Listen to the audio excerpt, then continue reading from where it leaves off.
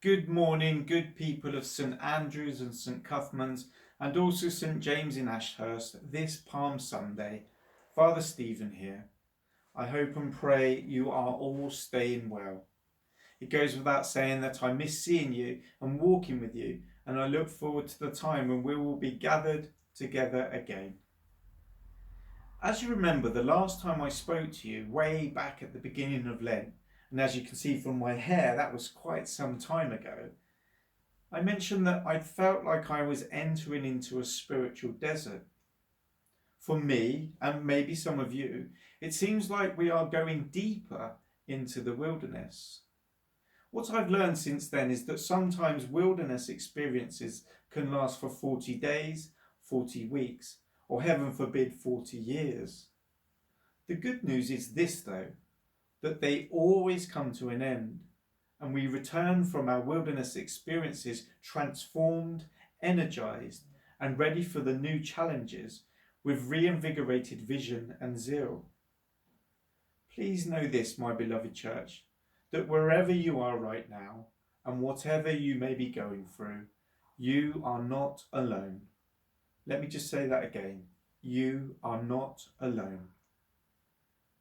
At the beginning of this Holy Week, which will be one unlike any other in my lifetime, we are all, I am sure, to some degree, experiencing a sense of isolation from friends, family, and indeed our family church. If we can this Easter, let us use these feelings of isolation to connect with anew the Passion narrative, the story of God becoming man, a man called Jesus, who will always be the greatest example of humility and obedience to God for us, the church. Let us use our current isolation as an experiential tool to enhance our ability to empathize with the isolation that Jesus would have felt when he was sat in prison awaiting execution. Holy Week will be very different for all of us this year. But however we journey with Jesus this Holy Week, we can explore how he must have felt betrayal, a sense of loss, but a sense of purpose. As we begin this week of reflection, we can walk with Jesus to the cross, to the moment when all of humanity would be saved, to the moment when heaven and earth would meet through one man hanging on a cross. What did you give up, or what did you decide to take on as your Lenten discipline this year? And how's that working out for you? How long did your good intentions last? Well, I decided to give up social media and failed miserably due to the current situation. But however your Lenten disciplines went this year, find comfort in today's Gospel reading, that in spite of all their good intentions, the disciples didn't quite live up to Jesus' expectations. As we read in Matthew, when Jesus orders them to watch and pray so that they might not be tempted, he calls out both their desire to obey and their inability to do what he asks in saying, "The spirit is willing, but the flesh is weak."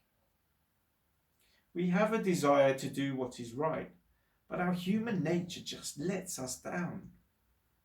Paul puts it well when he says, "I do what I do, even though I don't want to do what I do." As Christians, we experience failure. As human beings, we are flawed in our very nature. It is in this state of weakness that we are brought to a place of repentance, the need to say sorry. It is in the act of saying sorry that we are brought to forgiveness, something that we are always promised. Sometimes, no matter how hard we try, we fail to do what Christ asks. In today's Gospel, Jesus asked the disciples quite simply to stay awake with him, yet they fall asleep. When he asked them not to resist evil with violence, what does one of them do when the guards come to arrest Jesus? He cuts off one of their ears. Even as he orders them to watch and pray so that they are not overcome by temptation, he names both their desire to obey and their inability to do what he commands. The spirit is willing, but the flesh is weak. In today's Gospel readings, there are many themes and characters that could be explored.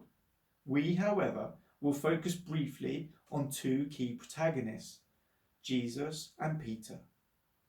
Peter was close to Jesus. He had zeal for the cause, was a man full of passion and fully committed to being a disciple.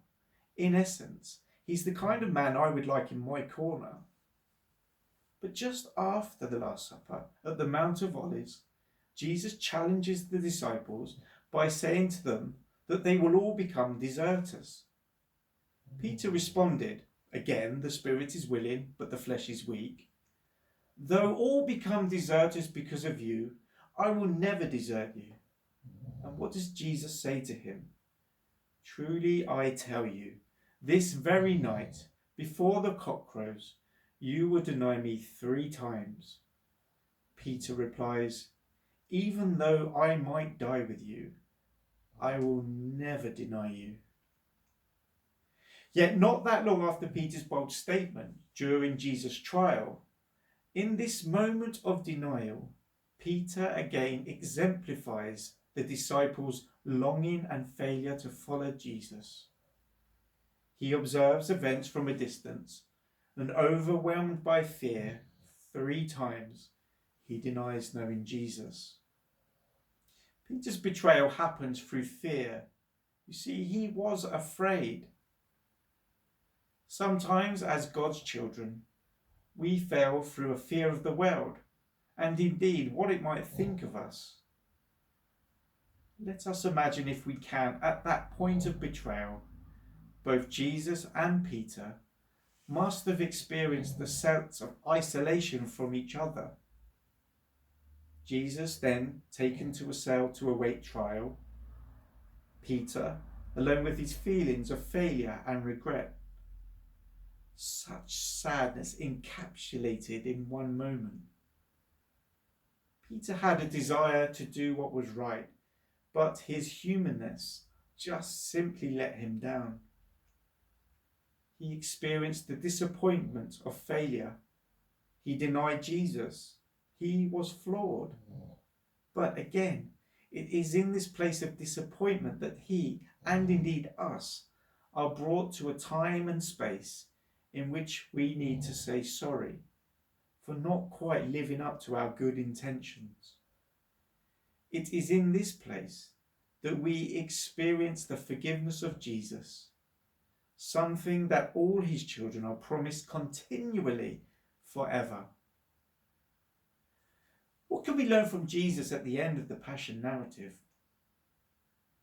We learn that in the most isolated moment of Jesus' life, he sets us, his children, the ultimate example of obedience to God. He dies for us. He provides a moment in time when all of humanity will be saved.